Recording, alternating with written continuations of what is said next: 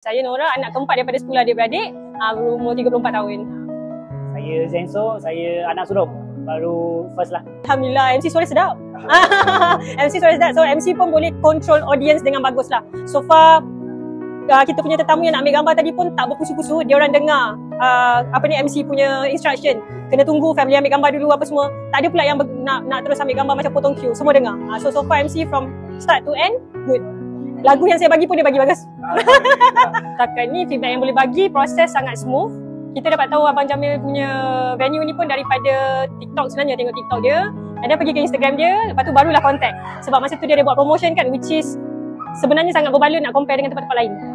So proses daripada awal sampai akhir sangat smooth sebab walaupun tim dia orang jauh daripada KL, kita orang boleh communicate easily melalui WhatsApp. So apa update terbaru semua dia akan bagi tahu dekat dalam group.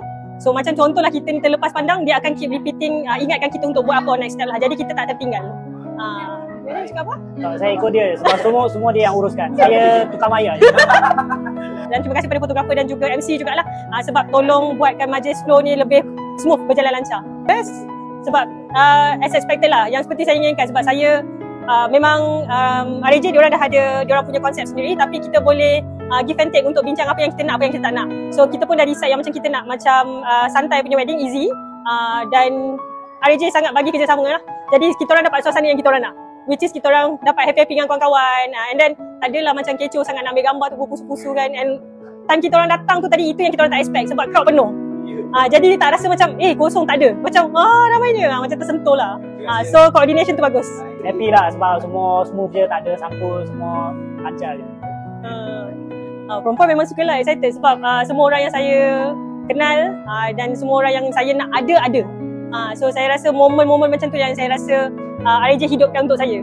Jadi saya rasa macam appreciate sangatlah, happy. Alhamdulillah.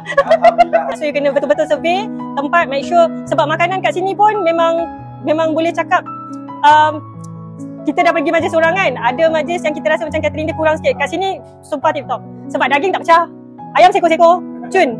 So kita rasa semua teratur, cantik. Sebab ada pernah pergi tempat lain dia komplain. Makanan tak sempat nak serve, gafu sudus semua tak sempat. Nanti air nak habis tu dia cakap tengah buat lagi sebab dah habis, dia tak sempat nak refill. Yes, kat sini tak putus. 5.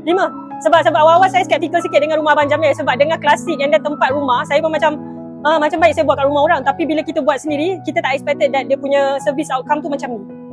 So saya boleh memang recommend 5 star. Ingat Kenduri, ingat rumah Abang Jamil. Bye. Climb every mountain and swim every ocean just to be with you and fix what I've broken. Oh, 'cause I need